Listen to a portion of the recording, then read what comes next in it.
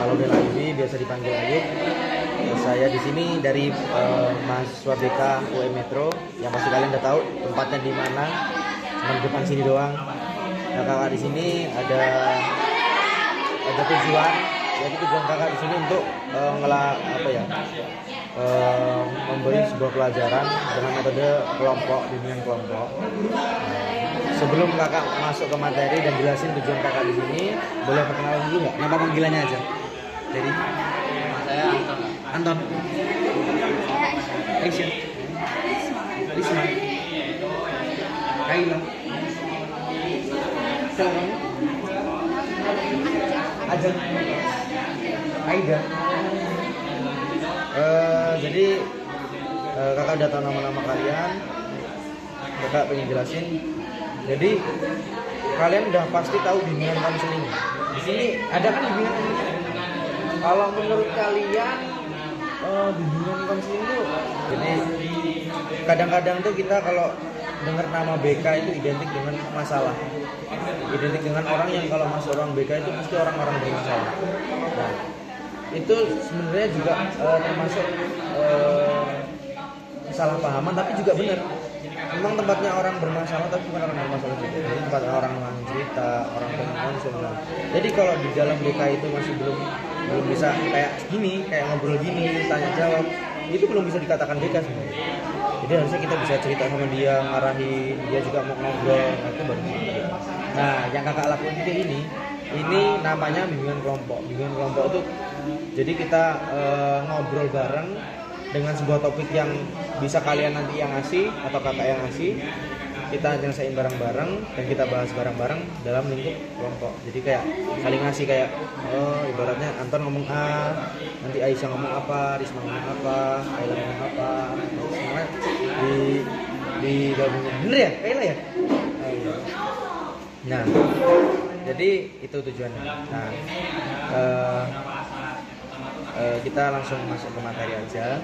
Karena tadi kakak udah jelasin, yang materi yang akan kakak berikan itu sebenarnya pakai bahasa Inggris ya. Namanya mental apa ya? Sakit mental sih kalau Indonesia. Ada yang tahu nggak sakit mental? Sakit mental.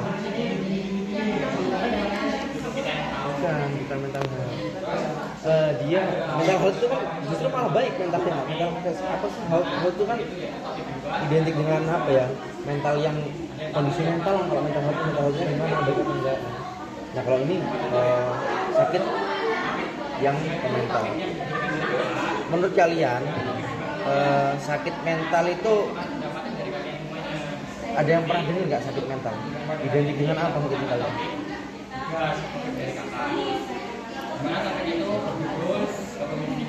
Gila. Iya. Bisa gila juga termasuk. Apa tuh? Sakit mental. Ya, betul. Depresi itu, juga termasuk itu. Depresi.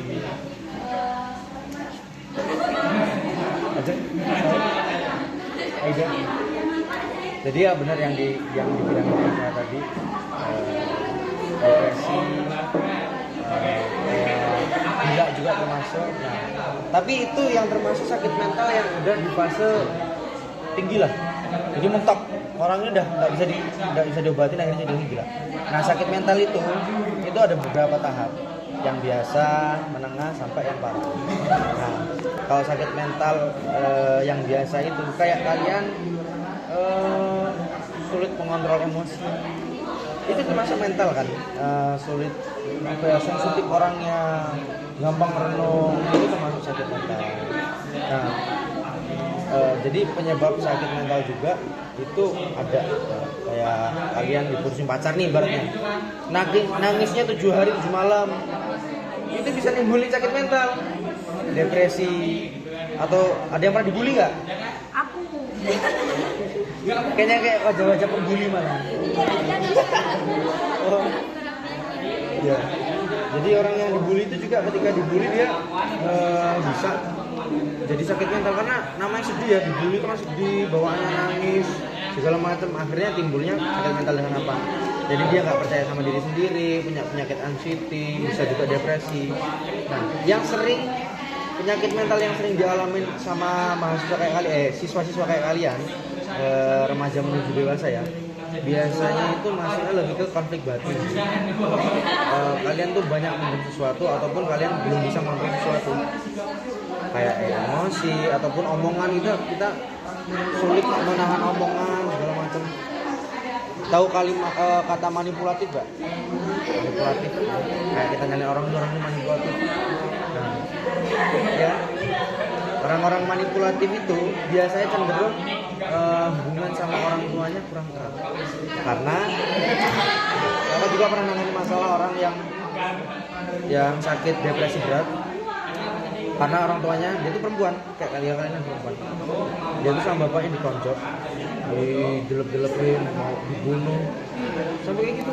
Kakak ngurusin, sampai dia itu pokoknya bagi kakak dah, kalau bukan karena dia tuh orang yang kuat mungkin udah bunuh diri kali. Akhirnya orang itu nimbulin sifat atau segi manipulatif yang mungkin tanpa sadar. Jadi dia cenderung kayak kamu ngomong aneh apa? Aku nyampainya ke Aisyah itu B C D E F G H I J naik semua. Nah itu jadi apapun yang kita terima kita cuma ditanya nih gimana? Jilbab kamu beli di mana sih? Kita mikirnya anjir itu dihina. Jilbabmu jelek apa gimana? Nggak cocok tuh. Nah itu sampainya di mana-mana. Akhirnya orang-orang kayak gitu melebihkan atau menjadi hiperbola, dilebih-lebihin namanya. Karena untuk mencari pembelaan. Nah dia juga cenderung susah untuk ngasih tahu diri dia yang asli. Kayak apa aja dibuat-buat cuman pengen dekat sama Anton. Aku gimana caranya menjadi Anton? Aku pengen dekat sama Aisyah. Gimana cara jadi Anton? Jadi dia cenderung nggak bisa jadi diri sendiri. Nah kalau kalian yang pernah ada nggak kayak yang tadi Kak Cici kakak yang bilang itu yang pernah kalian rasain? Kira-kira apa? Pernah nggak? Apa aja? Silakan barangkali. Pernah nggak? Aida. Depresi sedih. Aida siapa? Aida. Tapi pernah? Apa? Enggak. Kalau sedih enggak? Kalau aja? Obatin. Kesimpan gitu. Kalau Kaila?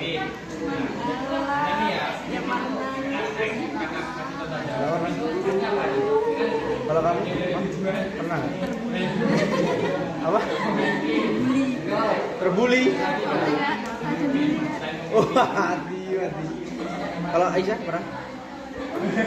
Apa gitu? Orang bisa gitu, kita cuma merasa kayak kenapa sih nggak kayak orang gitu? Pelantan? Pernah kayak mentalnya mungkin kayak depresi, nangis, berkelanjutan atau rasa anxiety kurang pernah. Nah jadi kalau kayak yang biasanya dialami kalian itu kayak mungkin kurang percaya diri, anxiety, terus introvert, menutup diri, introvert. Extrovert kan terlalu menutup diri, akhirnya kalau sendiri tuh kayak stres gitu kan. Emang kayak gitu. ya bisa sih. Nah jadi cara mengontrol yang pertama kalau ibaratnya, jadi kan banyak ya kalau kita mau jelasin ada kelamaan kasihan kalian. Jadi kayak yang paling anxiety lah, cara mengatasi anxiety itu sebenarnya gampang. Karena ketika kita melihat diri kita merasa kurang percaya diri atau merasa ketakutan, merasa cemas yang berlebihan, itu cuma satu. Jadi apapun hal yang kira-kira itu buat kita tenang lakukan. Tapi kecuali self harm, ada yang pernah self harm nggak? Cutting, melukai diri sendiri, ada yang pernah? Ya, hah? Gimana itu? Oh silakan. Ya bisa sih, tadi kan itu untuk ngetes ya.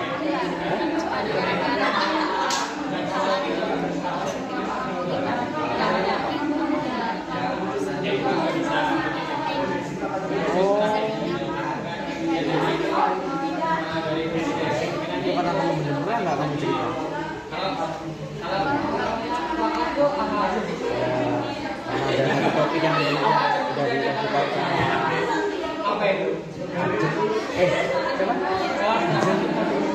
Tapi emang bener sih, jadi ketika kita itu juga banyak kakak juga nangis untuk kasus kayak gitu, sedih yang terlalu berat, terlalu dibawa, kita susah untuk cerita karena kita nggak ada yang kita percaya, nggak ada yang kita untuk aku nih jadi solusinya yang pertama kalau mau kakak jangan cerita mulai buka dulu. Biasanya orang yang cutting itu cenderung introvert. Siapapun orang yang kamu percaya, pasangan kamu, atau yang teman sekiranya itu teman dekat,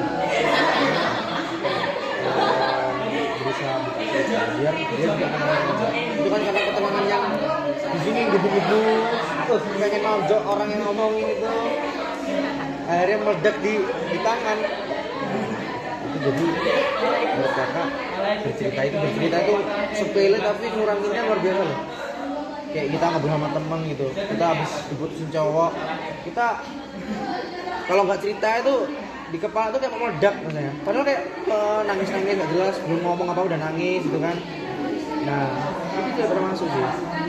Nah jadi itu ciri-cirinya tadi udah kakak kasih tahu, terus penjabarannya juga kakak kasih tahu, penyelesaiannya ya kalau yang bermasalah kayak Ajeng kita ambil tarik semuanya.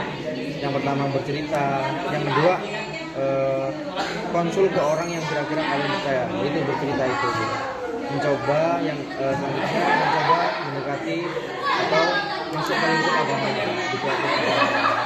percaya, yakin lah. Nah, dan masih banyak lagi. Jadi yang kakak sampaikan dari materi ini ya cuman gimana caranya kalian bisa mengurus mental kalian. Kalau mental kalian baik, mental kalian sehat, kalian juga yang sembuh. Kalau mental kalian sakit, apa ya, itu bakal dampak dari apapun. Kalau udah mental yang sakit, fisik pasti kena. Kalau kalian coba aja nangis 7 hari 7 malam, kalau nggak meriang tak jamin. Demam, muntah-muntah, asam lambung naik, pasti yang punya asam lambung itu kalau pikiran asam lambung. Nah, itu termasuk. Jadi kira-kira ada pertanyaan? Cukup? Oke, kalau gitu kesimpulan yang kakak kasih, mumpung kalian masih muda, apa ya, kalian jaga mental kalian. Kalau mental kalian tadi yang saya bilang itu, mental kalian sehat, kalian yang jaga, kalian yang bisa membuat diri kalian yang tahu diri kalian sendiri, porsinya diri kalian tuh gimana, kuatnya kalian sampai gimana. Kalau nggak kuat ya sudah paksain gitu. Kalau emang kalian ibaratnya di hubungan cuma ngebatin terus, ya kalian yang tahu diri kalian gitu. Tong cut off nggak mau perburuk masa depan kok. Kalian jaga masa depan kalian dengan hari ini. Itu yang bisa kakak sampaikan.